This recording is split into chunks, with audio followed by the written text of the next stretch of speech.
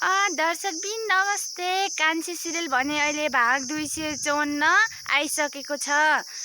254 भाग 254मा भने अहिले कान्छीको कान्छो भाइ र सागर भने कान्छीको भाइको लागि गर्लफ्रेन्डलाई लिन गइरहेका थिए। अनि उनीहरू जाँदा जाँदै एउटा बाटोमा केटी झुन्डिएको अवस्थामा देखिए। अनि कान्छो भने अति नै आत्तिरहे। अनि सबैजना डराउन लागिसके, तर त्यहाँ झुन्डिएको केही वरिपरि भने मान्छे बसिरहेका थिए। तर त्यो एउटा केटीको सुन्तौलीको साथी चाहिँ रुँदै बसेकी थिइन्। उसकी आमा पहिला गइन्, उसका बाउले चाहिँ सानी आमा लिएर बसेको छ, उसलाई हेला गरेर ऊ कसको लागि बाँचिस् भनिरहेकी थिइन्। उनी रोइरहेकी थिइन्। बिचरा मेरो साथी झुन्डियो भनेर रोइरहेकी थिइन्।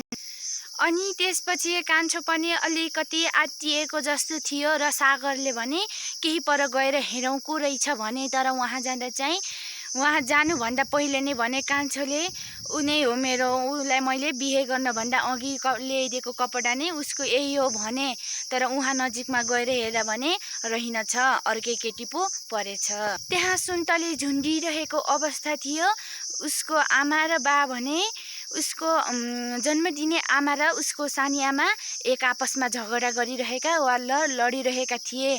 उनीहरू लडिरहेका थिए।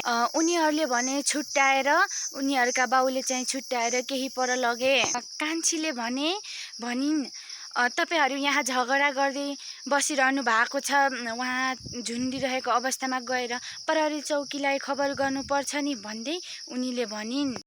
सुन्तलीको आमाले भने मेरो छोरी उसले नै झुन्डाए, यिनीहरू बुढाबुढी मिलेर मेरो छोरी झुन्डाए भनिन्।